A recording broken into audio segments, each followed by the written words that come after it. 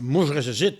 Ah non, ça c'est clair. Là. Robert Larouche et sa conjointe ont reçu la semaine dernière une nouvelle qu'ils décrivent comme une bombe atomique. Ils ont 6 semaines pour évacuer la demeure où ils habitent depuis près de 50 ans, à la demande de la sécurité publique en raison d'un danger imminent de glissement de terrain. Une demande qu'ils jugent inacceptable. Un propriétaire ne peut pas jeter des locataires dehors en plein hiver. Hydro-Québec ne peut pas couper l'électricité à des gens des mauvais payeurs en plein hiver. Mais nous, on voudrait nous évincer le 25 mars.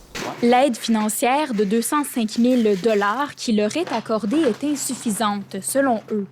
En plus de se trouver une nouvelle demeure, ils doivent s'occuper de la démolition de leur maison actuelle.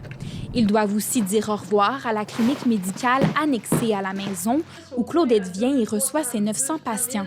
Du jour au lendemain, c'est difficile de relocaliser une clinique. Il n'y a pas vraiment de locaux. À Bergeronne, c'est tout petit. On n'a même pas d'autres maisons qu'on peut habiter. Les appartements, il n'y en a pas. Pour ces propriétaires, la solution est simple. Contester l'étude de terrain faite par le ministère des Transports. Ce qu'on peut faire, c'est peut-être essayer de voir avec d'autres ingénieurs. Ils n'ont pas de seul, les MTQ. Là. Il y en a d'autres là, qui existent. Là. On va tenter de faire la réétudier, cette étude-là. 3 autres résidences du secteur doivent être évacuées d'ici le 25 mars.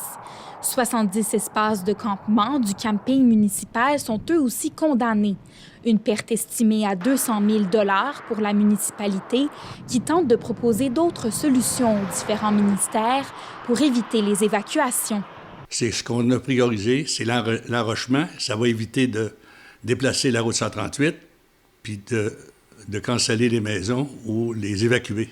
Le ministère des Transports a assuré que la portion de la route 138 visée par l'étude peut encore être utilisée pour l'instant. Pour sa part, le ministère de la Sécurité publique a refusé de nous accorder une entrevue à la caméra, mais nous indique par courriel que les résidents seront accompagnés tout au long du processus de réclamation. Ici Zoé Bellumeur, Radio-Canada, au Bergeronne. Ici Côte-Nord.